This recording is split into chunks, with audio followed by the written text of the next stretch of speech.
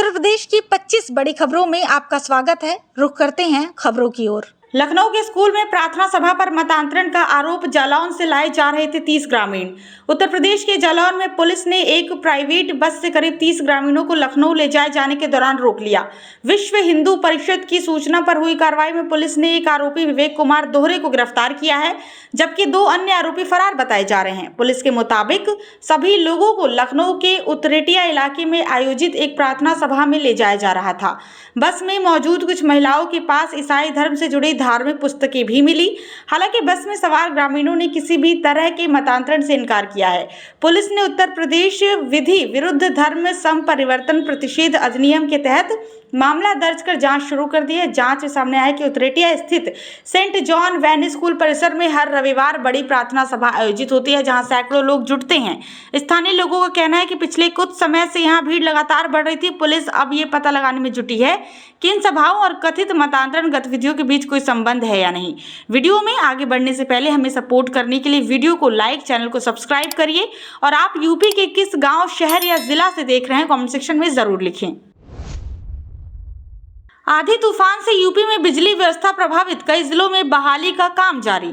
उत्तर प्रदेश में पिछले 2 दिनों से आए तेज आंधी तूफान ने बिजली व्यवस्था को बुरी तरह प्रभावित कर दिया है।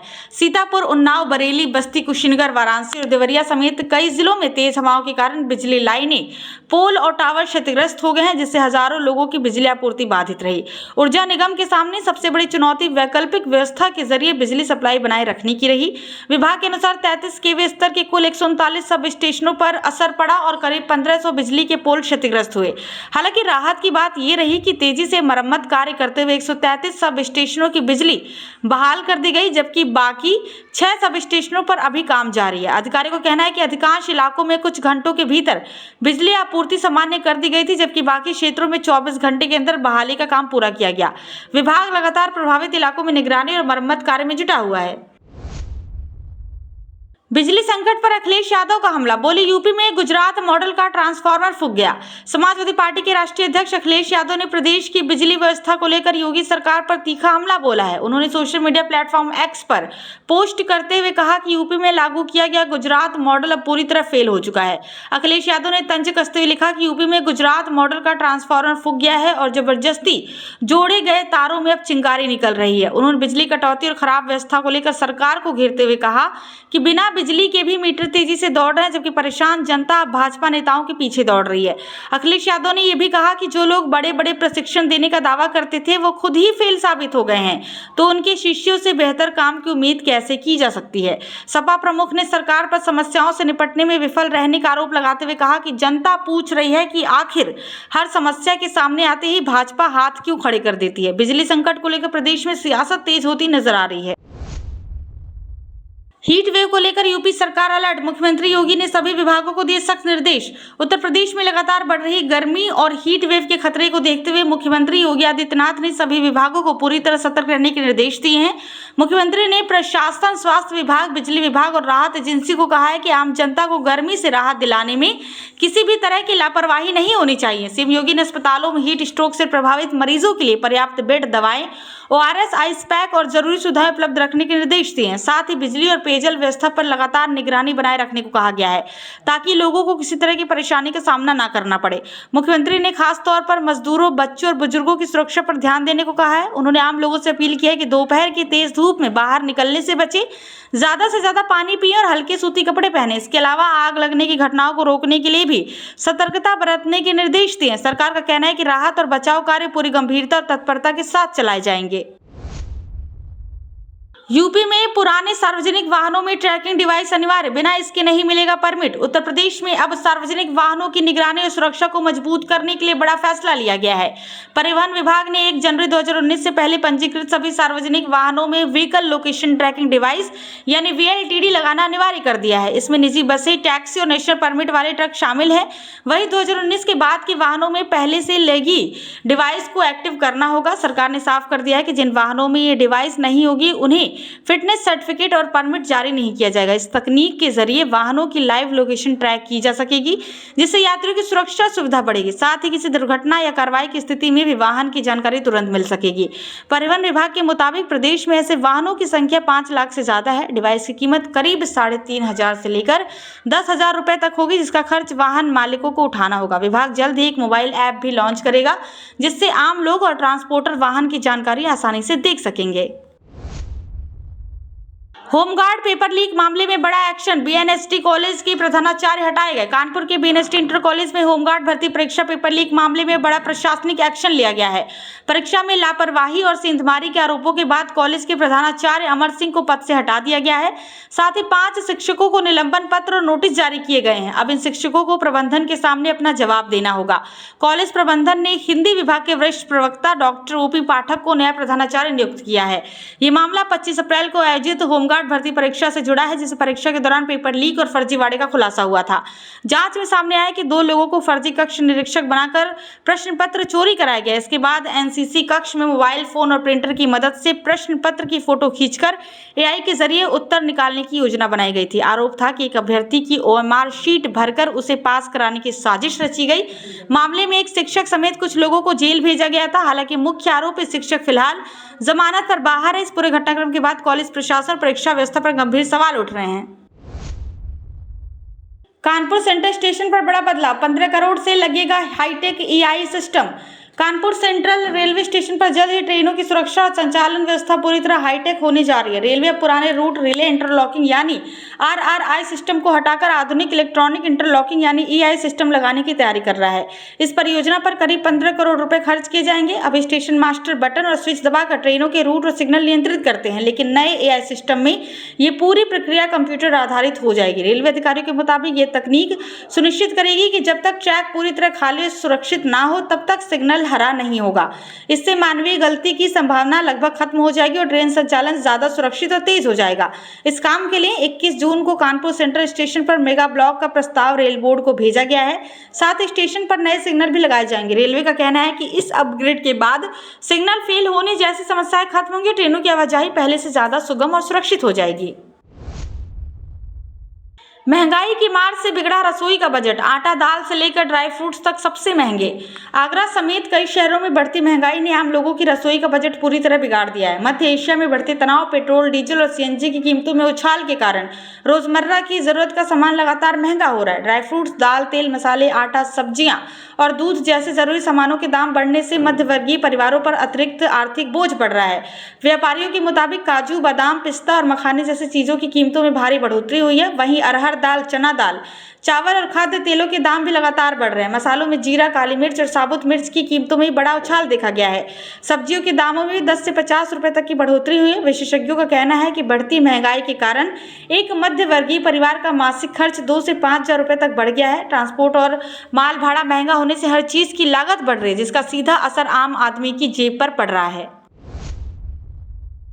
जनगणना में ताजमहल को मिला नंबर 1, आगरा के स्मारकों की हो रही जियो टैगिंग। आगरा में 16 साल बाद शुरू हुई जनगणना अब तेजी पकड़ रही है और इस बार सिर्फ मकानों की ही नहीं बल्कि ऐतिहासिक स्मारकों की भी जियो टैगिंग की जा रही है।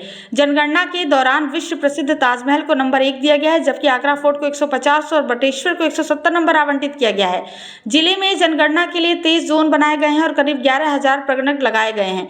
ये अभियान 22 मई से शुरू होकर 20 जून तक चलेगा। हर प्रगणक को करीब 180 से 200 मकानों का सर्वे करना है। इस दौरान मकानों, सरकारी और गैर सरकारी कार्यालय, स्कूल, कॉलेज और सभी स्मारकों की जियो टैगिंग की जा रही है। प्रशासन ने साफ कहा है कि जनगणना कार्य में लापरवाही करने वाले प्रगणकों और सुपरवाइजरों पर कार्रवाई होगी। लोगों से भी अपील की गई है कि वो सही और सटीक जानकारी दें, क्योंकि इस बार हर व्यक्ति से 33 सवाल पूछे जाएंगे। प्रशासन का कहना है कि आधुनिक तकनीक के जरिए इस बार जनगणना को अधिक सटीक और व्यवस्थित बनाया जा रहा है। 31 मई को आगरा में बीएड प्रवेश परीक्षा, 25,000 अभ्यर्थियों के लिए सख्त सुरक्षा व्यवस्था। उत्तर प्रदेश संयुक्त बीएड प्रवेश परीक्षा 31 मई को आगरा में आयोजित की जाएगी, जिसमें करीब 25,500 अभ्यर्थी शामिल होंगे। परीक्षा शहर के 27 केंद्रों पर 2 पालियों में कराई जाएगी, सुबह 9 से 12 बजे तक और दोपहर 2 से 5 बजे तक। परीक्षा को नकल मुक्त और सुरक्षित बनाने के लिए प्रशासन ने सख्त इंतजाम किए। प्रत्येक केंद्र पर सेक्टर और स्टेटिक मजिस्ट्रेट के साथ पर्यवेक्षक तैनात रहेंगे। सभी अभ्यर्थियों की सघन जाँच के बाद ही प्रवेश दिया जाएगा और बायोमेट्रिक वेरिफिकेशन भी अनिवार्य होगा। होगा। अभ्यर्थियों को एडमिट कार्ड, फोटो, आधार कार्ड और वही फोटो लाना जरूरी होगा जो आवेदन में अपलोड की गई थी। बिना इन दस्तावेजों के प्रवेश नहीं मिलेगा। परीक्षा में प्रत्येक प्रश्न 2 अंक का होगा, जबकि गलत उत्तर पर 1/3 अंक काट लिया जाएगा। भीड़ को देखते हुए अतिरिक्त सिटी बसों का भी संचालन किया जाएगा ताकि अभ्यर्थियों को केंद्र तक पहुंचने में परेशानी न हो। प्रशासन ने अभ्यर्थियों से नियमों का पालन करने की अपील की है। प्रयागराज संगम में श्रद्धालुओं से मनमानी वसूली पर लगेगी रोक, तय होंगे पार्किंग शुल्क और सुविधाएं। प्रयागराज के संगम क्षेत्र में श्रद्धालुओं और पर्यटकों से होने वाली मनमानी पार्किंग वसूली पर अब रोक लगाने की तैयारी की जा रही है।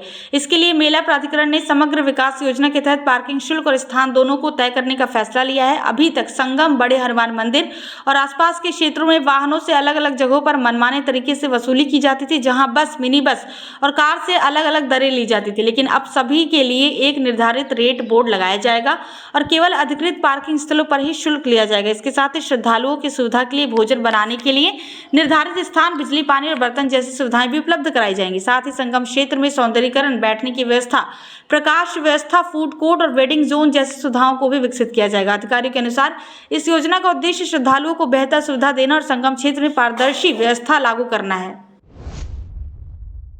आरआरसी प्रयागराज ग्रुप डी भर्ती 2019 में बड़ा अपडेट, 16 अभ्यर्थियों को मिली नियुक्ति। रेलवे भर्ती प्रकोष्ठ आरआरसी प्रयागराज ने ग्रुप डी भर्ती 2019 के तहत 11वें दस्तावेज सत्यापन के बाद प्रोविजनल रिप्लेसमेंट पैनल जारी कर दिया है, जिसमें 16 अभ्यर्थियों को सरकारी नौकरी के लिए चयनित किया गया है। इन चयनित अभ्यर्थियों में सबसे अधिक 9 उम्मीदवार झांसी मंडल से हैं, जबकि आगरा मंडल से 5, प्रयागराज मंडल से 1 और ब्रिज लाइन यूनिट से 1 अभ्यर्थी शामिल है। ये सभी लंबे समय से अंतिम चयन का इंतजार कर रहे थे। ये भर्ती 2019 में नकली थी, जिसमें पहले कंप्यूटर आधारित परीक्षा, फिर शारीरिक दक्षता परीक्षण और उसके बाद दस्तावेज सत्यापन की प्रक्रिया पूरी की गई थी। अब जिन अभ्यर्थियों का नाम मुख्य पैनल में नहीं आ पाया था, उन्हें रिप्लेसमेंट पैनल के जरिए मौका दिया गया है।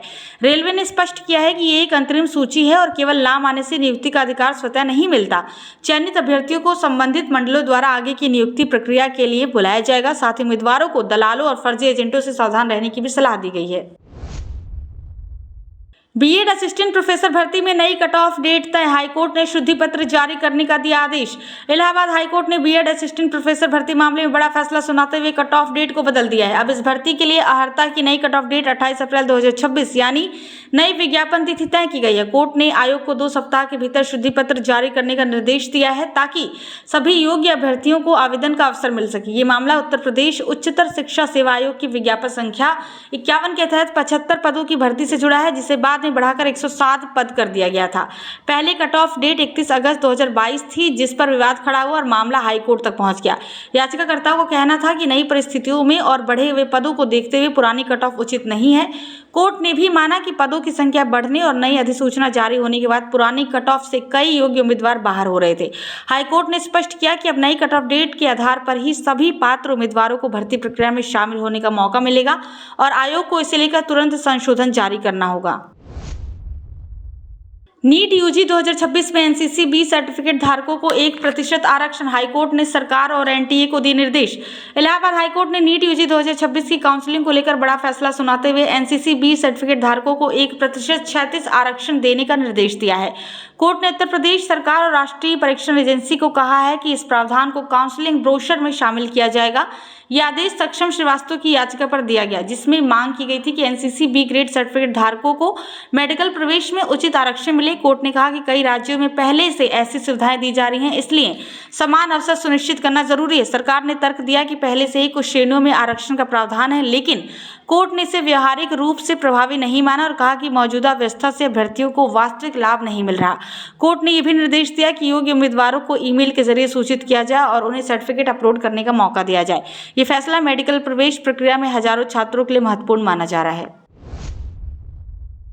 प्रयागराज में एसएससी जीडी परीक्षा के केंद्र पर लगातार गड़बड़ी, 29 और 30 मई की परीक्षा भी स्थगित। प्रयागराज के झूसी स्थित आईटेक जोन परीक्षा केंद्र में एसएससी कांस्टेबल जीडी 2026 की परीक्षा में लगातार अव्यवस्था के चलते 29 और 30 मई को होने वाली परीक्षा भी स्थगित कर दी गई है। अब प्रभावित अभ्यर्थियों की परीक्षा अलग अलग केंद्रों पर नई तिथियों में कराई जाएगी और संशोधित एडमिट कार्ड एसएससी की वेबसाइट पर जारी किए जाएंगे। ये वही केंद्र है जहाँ पिछले कुछ दिनों से परीक्षा प्रक्रिया में गंभीर तकनीकी और प्रशासनिक खामियां सामने आई थी। कई बार सिस्टम फेल होने, देरी से परीक्षा शुरू होने और बीच में सिस्टम बंद होने जैसी समस्याओं के कारण अभ्यर्थी परीक्षा पूरी नहीं कर पाए थे। इसके बाद नाराज अभ्यर्थियों ने हंगामा और तोड़फोड़ भी की थी। लगातार गड़बड़ियों को देखते हुए एसएससी ने पहले 26 और 27 मई की परीक्षाएं रद्द की थी और अब आगे की तिथियां भी स्थगित कर दी गई हैं। आयोग ने साफ किया कि परीक्षा केवल उन केंद्रों पर कराई जाएगी जहां व्यवस्था पूरी तरह दुरुस्त हो। इस घटना ने परीक्षा केंद्रों की तैयारी और प्रबंधन व्यवस्था पर गंभीर सवाल खड़े कर दिए हैं। मुरादनगर के पूर्व विधायक वहाब चौधरी की बहुजन समाज पार्टी में वापसी से राजनीतिक हलचल तेज। बहुजन समाज पार्टी ने मुरादनगर के पूर्व विधायक वहाब चौधरी को दोबारा पार्टी में शामिल कर लिया, जिससे पश्चिमी उत्तर प्रदेश की राजनीति में हलचल बढ़ गई है। कुछ समय पहले पार्टी विरोधी गतिविधियों के आरोप में उन्हें निष्कासित किया गया था, लेकिन अब दोबारा वापसी का फैसला पार्टी हाईकमान के निर्देश पर लिया गया है। ये वही निर्णय है जो मार्च में उन्हें बाहर करने के बाद लिया गया था, जिससे साफ है कि पार्टी अपने भीतर तेजी से रणनीतिक बदलाव कर रही है। स्थानीय स्तर पर ये वापसी इसलिए महत्वपूर्ण मानी जा रही है क्योंकि विधानसभा चुनाव नजदीक है और सभी दल अपने पुराने नेताओं और प्रभावशाली चेहरों को फिर से जोड़ने में लगे हैं। इस फैसले के बाद मुरादनगर क्षेत्र में अन्य राजनीतिक दलों के नेताओं में भी हलचल देखी जा रही है। इससे पहले भी बहुजन समाज पार्टी ने कई नेताओं को निष्कासित किया था, जिनमें मंडल स्तर के कुछ प्रमुख नाम शामिल रहे हैं। अब वहाब चौधरी की वापसी को पार्टी की चुनावी रणनीति से जोड़कर देखा जा रहा है। गाजियाबाद में 67,000 ग्रामीण महिलाओं को आत्मनिर्भर बनाने की बड़ी पहल। एनआरएलएम देगा प्रशिक्षण और आर्थिक मदद। गाजियाबाद में ग्रामीण महिलाओं को आत्मनिर्भर बनाने के लिए सरकार ने बड़ा कदम उठाया। राष्ट्रीय ग्रामीण आजीविका मिशन यानी एनआरएलएम के तहत जिले की करीब 67,000 महिलाओं को रोजगार और स्वरोजगार से जोड़ा जाएगा। इसके लिए महिलाओं को अलग अलग क्षेत्रों जैसे सिलाई, कढ़ाई, मोबाइल रिपेयरिंग, खेती, बैंकिंग कार्य, हस्तशिल्प और अन्य छोटे व्यवसायों को प्रशिक्षण दिया जाएगा। महिलाओं को स्वयं सहायता समूह यानी एसएचजी बनाने के लिए प्रेरित किया जा रहा है, जिससे वो सामूहिक रूप से छोटे छोटे कारोबार शुरू कर सके। सरकार की योजना के तहत इन समूहों को बैंक से कम ब्याज पर ऋण और आर्थिक सहायता भी उपलब्ध कराई जाएगी ताकि वो अपना व्यवसाय शुरू कर सकें। वर्तमान में जिले में करीब 2400 स्वयं सहायता समूह सक्रिय हैं, लेकिन वित्तीय वर्ष 2026-27 में 6700 नए समूह बनाने का लक्ष्य रखा गया। हर समूह में कम से कम 10 महिलाएं शामिल होंगी, जिससे बड़ी संख्या में महिलाएं सीधे इस योजना से जुड़ेंगी। अधिकारियों के अनुसार गाँव-गाँव में जागरूकता शिविर लगाए जा रहे हैं और ग्राम प्रधानों व सचिवों के माध्यम से महिलाओं को योजना से जोड़ा जा रहा है ताकि अधिक से अधिक महिलाएं आर्थिक रूप से मजबूत और आत्मनिर्भर बन सकें। गोरखपुर में 34 करोड़ की स्मार्ट सड़क परियोजना गणेश चौराहा से हरिओम तिराहा तक बदलेगा शहर का स्वरूप। गोरखपुर में गणेश चौराहा से हरिओम तिराहा तक करीब 1640 मीटर लंबी स्मार्ट सड़क बनाई जाएगी, जिसकी लागत लगभग 34 करोड़ रुपए होगी। ये परियोजना सीएम ग्रिड योजना के तहत विकसित की जा रही है और इसे 15 महीनों में पूरा करने का लक्ष्य रखा गया है। इस स्मार्ट सड़क में आधुनिक शहरी सुविधाएं शामिल होंगी, जैसे बेहतर drainage system, footpath, street light और सौंदर्यीकरण। सबसे अहम बदलाव ये होगा कि पूरे मार्ग पर बिजली की लाइनें अंडरग्राउंड की जाएंगी, जिससे दुर्घटनाओं का खतरा कम होगा और सड़क का लुक भी बेहतर होगा। ये सड़क गणेश चौराहा से यूनिवर्सिटी चौराहा होते हुए डीएम आवास और हरिओम तिराहा तक जाएगी, जिससे शहर के व्यस्त इलाकों की कनेक्टिविटी बेहतर होगी।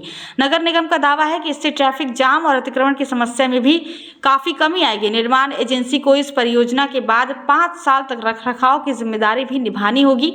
अधिकारी के अनुसार इससे गोलघर और आसपास के इलाकों का पूरा स्वरूप बदलने की उम्मीद है।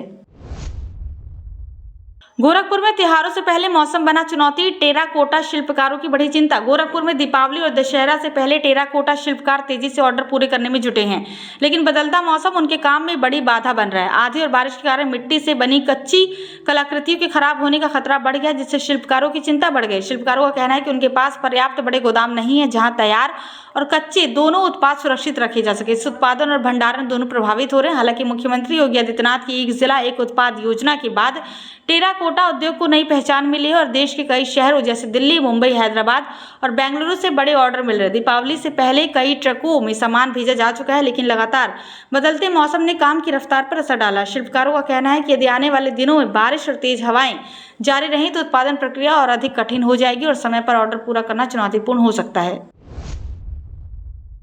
रसोई गैस बिल में बड़ा बदलाव, अब हर सिलेंडर की खपत और सब्सिडी का पूरा रिकॉर्ड दिखेगा।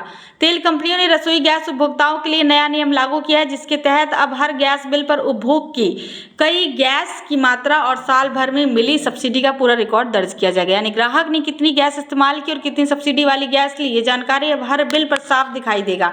एक सिलेंडर में 14 किलो गैस होती है और सब्सिडी योजना के तहत उपभोक्ताओं को साल में 12 सिलेंडर तक लाभ मिलता है, जबकि उसके बाद कुछ सिलेंडर बना सब्सिडी सब्सिडी के दिए जाते हैं। नए सिस्टम में अब कुल उपलब्ध 170 किलो गैस में से कितनी खपत हो चुकी है, ये भी बिल पर लिखा जाएगा। इस बदलाव का उद्देश्य पारदर्शिता बढ़ाना बताया जा रहा है, लेकिन दूसरी ओर सिलेंडर की डिलीवरी में देरी और लंबी वेटिंग लिस्ट से उपभोक्ताओं की परेशानी बढ़ी हुई है।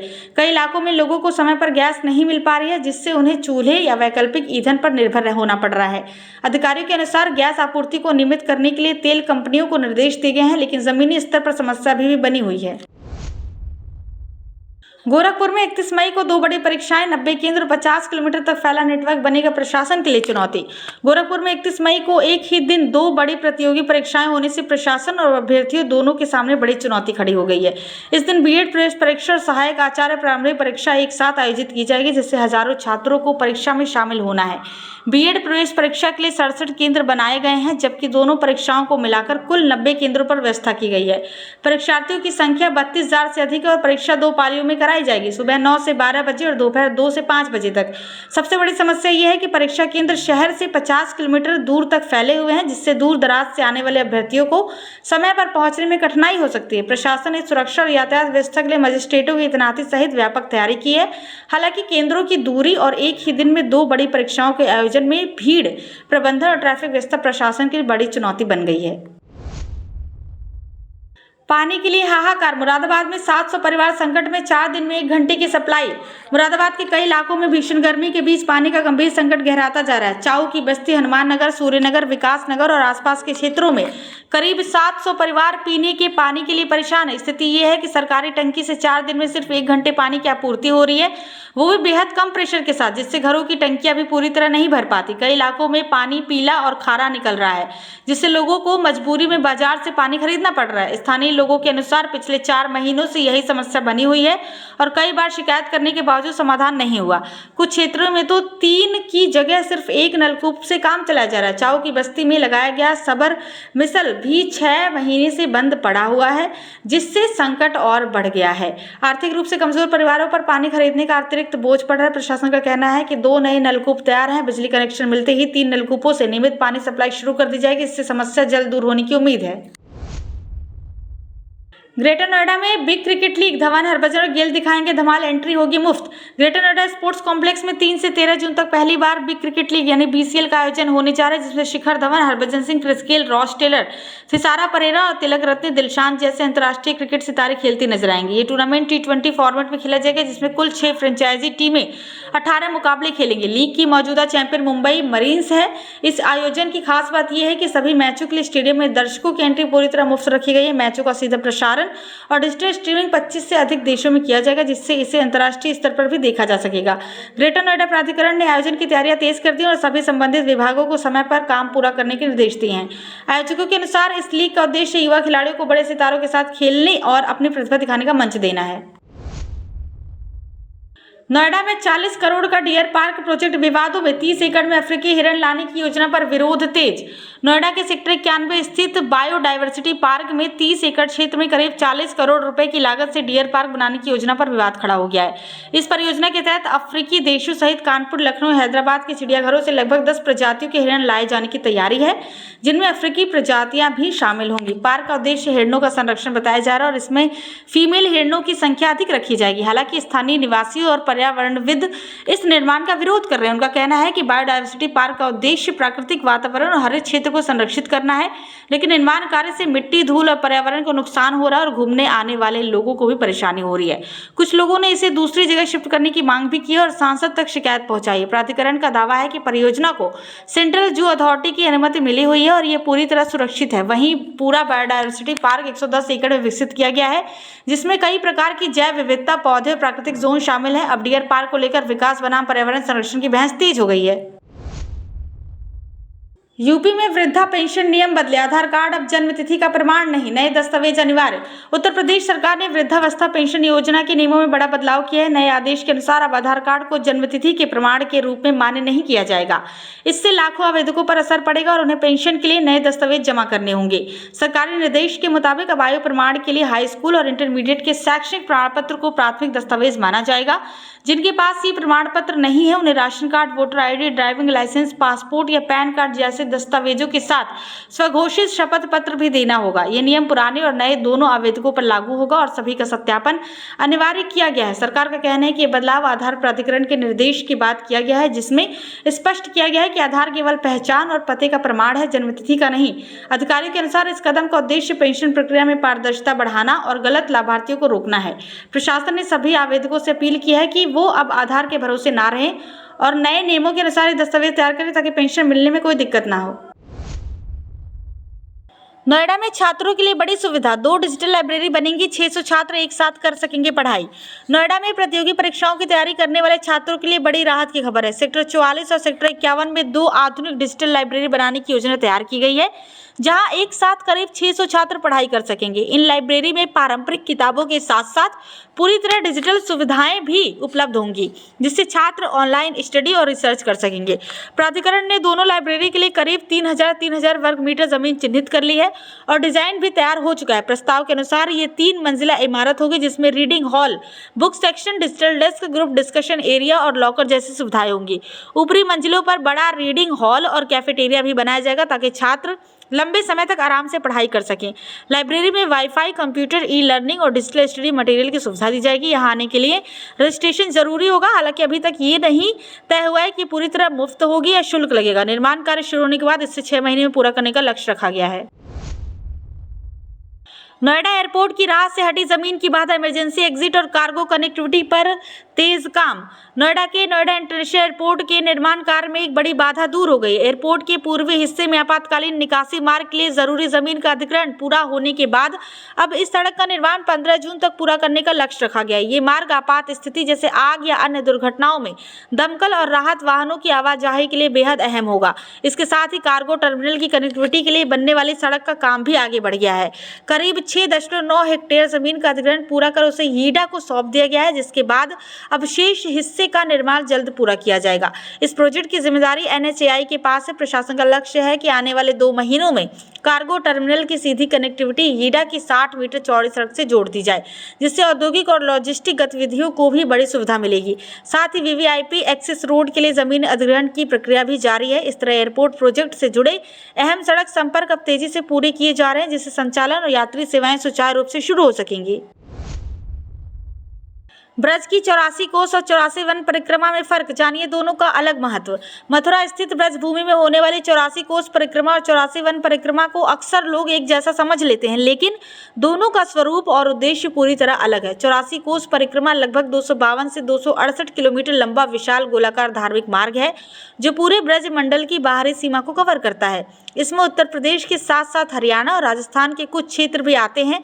मान्यता है कि इसे पूरा करने से 84 लाख योनियों के चक्र से मुक्ति मिलती है। ये परिक्रमा मुख्य रूप से ब्रज के प्रमुख नगरों गोवर्धन पर्वत और यमुना जी की परिक्रमा मानी जाती है। इसके विपरीत 84 वन परिक्रमा ब्रज के अंदरूनी दिव्य वनों जैसे मधुवन, तालवन, कुमुदवन, निधिवन और सेवाकुंज से होकर गुजरती है। इसका उद्देश्य भगवान श्री कृष्ण की लीलाओं से जुड़े स्थानों को दर्शन और आध्यात्मिक अनुभव प्राप्त करना होता है। ये यात्रा संतों और वैष्णव भक्तों द्वारा भजन कीर्तन के साथ की जाती है। सीधे शब्दों में कहा जाए तो 84 कोस परिक्रमा ब्रज का बाहरी घेरा है, जबकि 84 वन परिक्रमा ब्रज के आध्यात्मिक हृदय में प्रवेश करने जैसी मानी जाती है। बांके बिहारी कॉरिडोर की राह आसान, विरोधी ने ही अपनी जमीन मंदिर ट्रस्ट के नाम की। वृंदावन के बांके बिहारी टेम्पल के प्रस्तावित कॉरिडोर निर्माण को बड़ी सफलता मिली है। गलियारे के निर्माण में लंबे समय से विरोध कर रहे एक प्रमुख व्यक्ति ने ही अपनी भूमि मंदिर ट्रस्ट के नाम रजिस्ट्री कर दी है, जिससे स्थानीय स्तर पर हलचल तेज हो गई है। अब तक इस परियोजना में भूमि अधिग्रहण को लेकर प्रशासन को लगातार विरोध का सामना करना पड़ रहा था, लेकिन इस नई रजिस्ट्री के बाद कॉरिडोर के निर्माण की प्रक्रिया को गति मिलने की उम्मीद है। बताया जा रहा है कि इस कदम से आंदोलन कमजोर पड़ सकता है और बाकी लोगों पर भी जमीन देने का दबाव बढ़ सकता है। प्रशासन के अनुसार अब तक करीब 19 बैनामों के जरिए लगभग 2034 वर्ग मीटर भूमि मंदिर ट्रस्ट के नाम हो चुकी है। इसी क्रम में बुधवार को कुछ स्थानीय लोगों ने भी अपनी संपत्तियां ट्रस्ट को रजिस्ट्री कर दी। खास बात यह है कि जिस व्यक्ति ने पहले इस परियोजना का खुलकर विरोध किया था, वही अब भूमि देने वालों में शामिल हो गया है, जिससे स्थानीय लोगों में चर्चाओं और असमंजस का माहौल बन गया है। बिजनौर में शुरू हुई बाघों की गणना, 3 लाख से ज्यादा तस्वीरों से होगा आकलन। बिजनौर के अमनगढ़ टाइगर रिजर्व समेत कुल 6 वन रेंज में बाघों की गणना की प्रक्रिया शुरू हो गई। इसके लिए लगाए गए लगभग 90 ट्रैप कैमरे हटा लिए गए हैं और अब इनसे मिली करीब 3.25 लाख तस्वीरों के आधार पर बाघों की संख्या का आकलन किया जाएगा। इन कैमरों ने बाघों के साथ साथ गुलदार, भालू, लकड़बग्घे, हाथी और हिरन जैसे कई वन्य जीवों की तस्वीरें भी कैद की। विशेषज्ञ इन तस्वीरों में बाघों के शरीर की धारियों और बनावट के आधार पर उनकी पहचान कर रहे हैं ताकि सटीक गणना की जा सके। इस बार खास बात यह है कि केवल अमनगढ़ टाइगर रिजर्व ही नहीं बल्कि आसपास की 5 अन्य वन रेंज में भी कैमरे लगाए गए थे, जिससे बाघों की मौजूदगी का दायरा और स्पष्ट हो सके। पिछली गणना में अमानगढ़ में 32 बाघ पाए गए थे और इस बार संख्या बढ़ने की संभावना जताई जा रही है। हालांकि कुछ कैमरे हाथियों की गतिविधियों से टूट भी गए, लेकिन डेटा रिकवर कर लिया गया है। वन विभाग का कहना है कि ये गणना बाघ संरक्षण और उनकी वास्तविक संख्या जानने में अहम भूमिका निभाएगी।